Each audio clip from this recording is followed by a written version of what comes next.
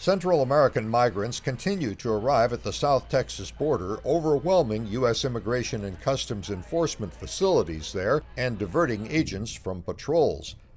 Texas Governor Rick Perry has ordered up to 1,000 National Guard troops to the border to help prevent illegal activity.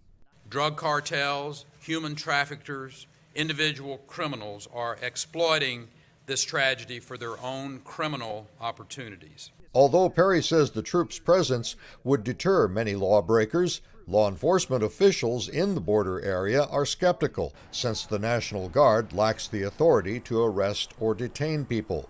But Tony Payan, director of the Mexico Center at Rice University's Baker Institute, says Perry's plan might discourage people from crossing the border.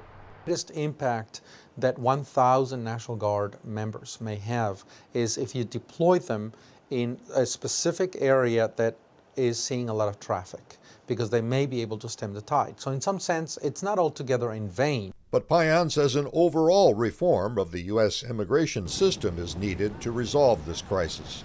In the end, it's not new. It's always been there, and it's only one small bit of a much larger problem, which only Congress and the President can resolve.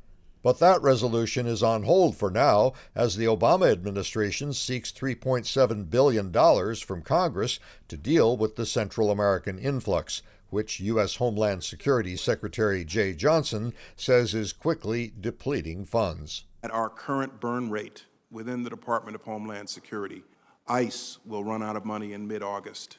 Customs and Border Patrol will run out of money by mid-September. But many Republican lawmakers, like Alabama Senator Richard Shelby, are reluctant to approve the request.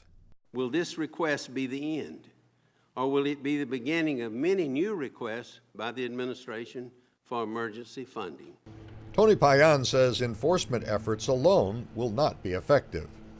This is really a transnational problem that requires that the U.S., Mexico, and the 3 Central American nations in the northern triangle of that continent, that section of the continent, sit down and find development solutions, long-term solutions to this problem. President Obama met with the presidents of Honduras, El Salvador, and Guatemala last week. They all pledged cooperation and agreed much more needs to be done to address the fundamental reasons for the migration.